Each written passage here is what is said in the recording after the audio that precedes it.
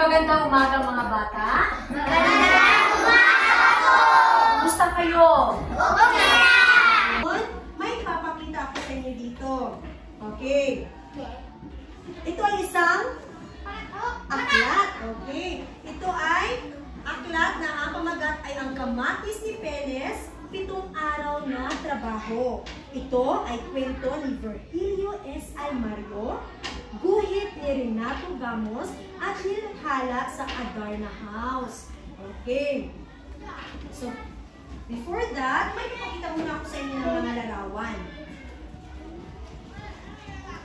Ano napansin ninyo sa larawan? Okay, isang pamilya. Ano ginawa ng pamilya? Okay, magtaas ng kamay ko kaya gusto sumagot. Okay, ano yan?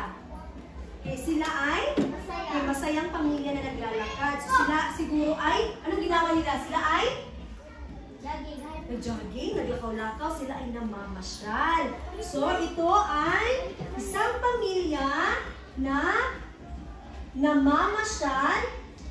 Okay, sila ay, ang ginawa nila ay ang pagliliwaliw. Okay, you see, pagliliwaliw, ito ay isang uri ng aksyon na pamamasyal. Okay, basahin ulit natin, pagliliwaliw. Pagliliwaliw. Okay, ang pamilya ay nagliliwaliw, sila ay namamasyal. So, ang ibig sabihin ng pagliliwaliw ay pamamasyal. Na mula sa buto o binhi. Basahin ulit natin yung mga salita na sa harapan. Pagliliwaliw. Pagliliwaliw! Pamamasyal. Banat ng buto. Banat ng buto! Magtrabaho. Punla!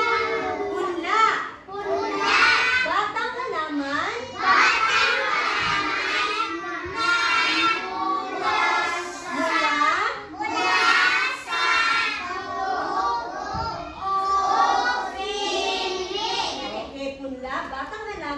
Sa buto o binhi.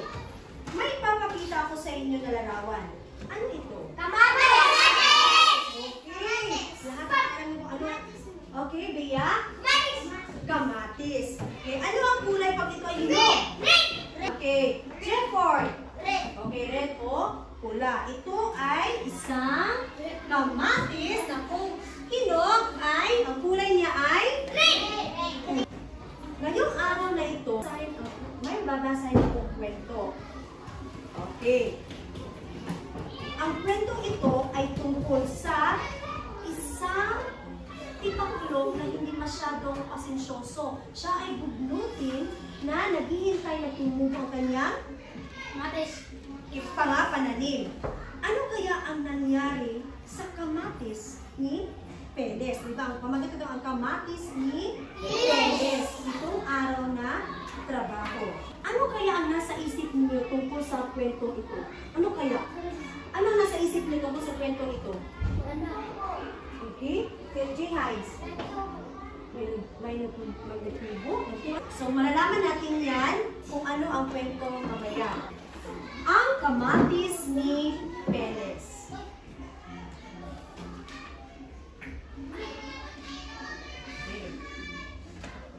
Sawa na si Peles sa araw-araw na pagliliwaliw at maghapong paglilibot kahit walang makain. Kaya, naisip niyang magpatulong ng pawis at gamitin naman ang lakas at bisig. Sino yung araw-araw na nagliliwaliw? Okay, taas na kamay. Okay, Peles. Si Peles. Oh, tingnan mo yung larawan. Napadaan siya sa bukid ni Hugong Langgam at humanga siya sa ganda ng tanim na halaman. Ang ganda ng mga tanim mo! Bati niya kay Hugo. Ano ba ang iyong sikreto? Sino ang kaibigan niya? Sino ang kaibigan niya? Paris! Sabi niya, ang ganda ng mga tanim mo. Bati niya kay Hugo. Ano ba ang sikreto mo? Sabi ni Peles. Sino ang kaibigan ni Peles? Raymond John. si Hugo. Lakasan yung boses. Sino ang kaibigan ni Peles? Si Hugo. Oh, di ba? Wala akong sikreto, sabi ni Hugo. Kundi sipag, tiyaga, at kunting banat ng buto. Ganoon lang? Tanong ni Peles. At naghingi siya ng mga buto ng kamatis para masubok naman ang maghalaman at bilang pagbabagong buhay. May sikreto ba si Hugo sa pagtatanim? May sikreto ba siya? Walang sikreto si Hugo. Ano ginawa lang ni Hugo para may tumubo na maganda yung maganda yung kamatis? Okay, B-boy. Isipag. Ano pa? Malakas ano? Sipag, tiyaga at siya ay talagang nagtrabaho. Talaga si Hugo ay, ang ginawa lang ni Hugo ay nagsipag, tiyaga at nagtrabaho. Nagbanat siya ng buto, di ba? Kanina sabi natin, banat ng buto. Ano ibig sabihin ng banat ng buto, ma'am? O yan si Hugo. Nagbanat siya ng buto para makuha niya ang gusto niya. Kaya yung mga pananim niya, napakaganda. Linggo.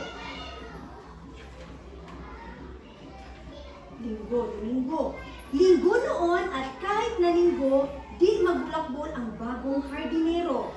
Linggo noon at kahit linggo, pagbubungkan at pagtatanim ang inaasikaso. So linggo, unang araw ay, anong ginawa ng hardinero na si Peles? Nagtanim! Okay. Siya ay nagbungal at nadadanim. At sa gabing iyon, di makatulog si Peles sa pagbibilang ng mga tumutubong kamatis. Ano ang ginawa niya sa araw ng linggo? Julayka. Okay, magaling. Hindi siya makatulog dahil binibilang niya yung mga tumutubong kamatis. Oh, excited kayo siya, no? Lunes.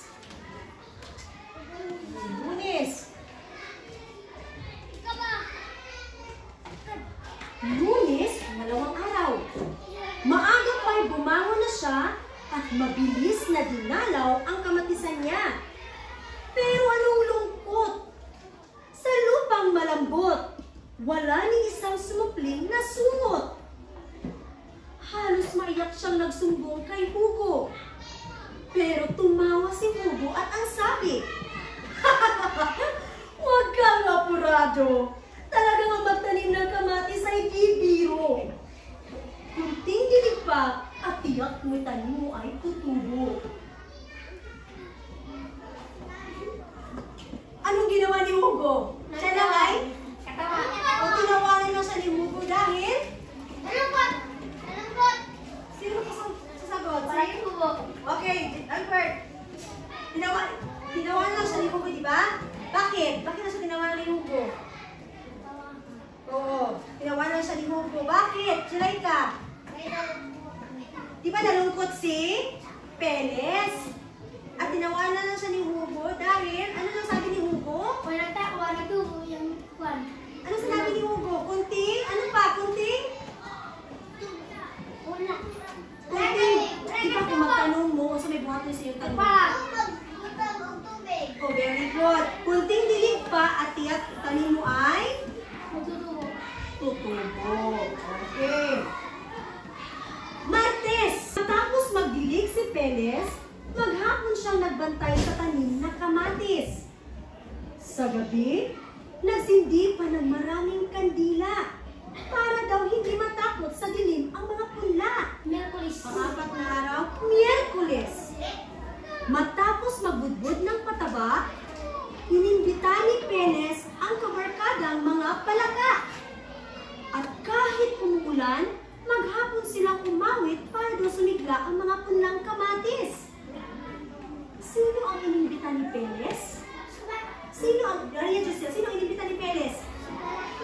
kanyang mga kabarkadang palaka. Okay, magaling. O, maghapon silang umawit para daw sumigla yung mga pulang kamatis.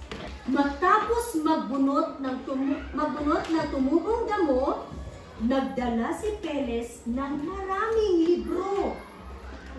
At maghapon siyang nagbasa ng kwento at tula para daw hindi malungkot ang kanyang punla. Anong ginawa niya sa Wibis? Nagbasa. Frank, nadala siya ng libro at nagbasa. Dearness. Matapos magdilig at magdamo si Peles, maghapon ulit siyang tumula. Tula na po siya. Sumayaw at umawit. Naglagay pa siya ng kumot. Habol. Nagbukang siya habol. Naglagay pa siya ng kumot na pantabing para di mainitan ang kanyang tanim.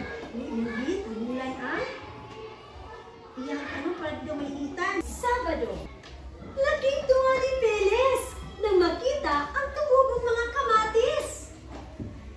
Anong nangyari sa araw ng Sabado? Nagtubo na. Jilaika. Masaya si Piers dahil tumubo na ang kamatis. Okay, magaling. So, nakita niya ang kanyang mga punla. So, sa araw ng Sabado, may nakita na siyang tumubo na mga pananim. Tumubo na ang kanyang mga pulang kamatis sa araw ng Sabado. Ilang araw pa ang lumipas, mga kamatis ni Peles ay lumaki at namulaklak. Pare, ang lulusog ng kamatis mo! Ang bati ni Peles na dumalaw si Hugo. Oo nga! Sabi ni Peles na balot ng kumot. Naghabol siya. Pero sakit at ubo naman ang aking inabot. So, umpisa lang yan, pare, sabi ni Hugo. At naiwan si Peles na uubo-ubo, pero masaya niyang pinahagod ng titig ang lumalaking mga bunga na kamatis. Ngayon na, tatapos ang ating kwento. Tingnan natin yung motive question natin kanina. So, tumubo ba ang kanyang kamatis? Yes. Sabi ni G-Hines, tumubo yung mga at pananim niyang kamatis. Peles, ano yung mga ginagawa ni Peles para tumubo yung mga kamatis? Sige, sabi ni, okay? Masaya ba si Peles sa katapusan ng kwento? Bakit masaya siya sa katapusan ng kwento? Frank, siyan. Dahil tumubo ang kanyang? Okay. Ano ang matutuwa natin sa kwento? Okay, magtrabaho. Sa tingin niyo ba alagang-alaga ni Peles ang kanyang mga pananim? Ialagaan ba ni Peles ang kanyang mga tanong? Yes. Okay, very good. Okay, kung ikaw si Peles, kay Raymond dyan. Kita yung Raymond dyan. Kung ikaw si Peles, Raymond dyan, gagayahin mo ba siya? Bakit? Ano man? Parang gabang naman. O ano pa lang ginawa? Ano yung mga ginawa ni Peles? Bakit mo siya gagayahin? Masipag. Okay, masipag, magaling. So, balikan ulit natin yung mga salita na natutunan natin kanina. Anong ibig sabihin ng pagliliwaliw? Mamasyal. Okay, kasuroy-suroy. Ano ibig sabihin ng banat ng buto? Ng trabaho. At ang pangatlong salita, punla. Ano yung punla?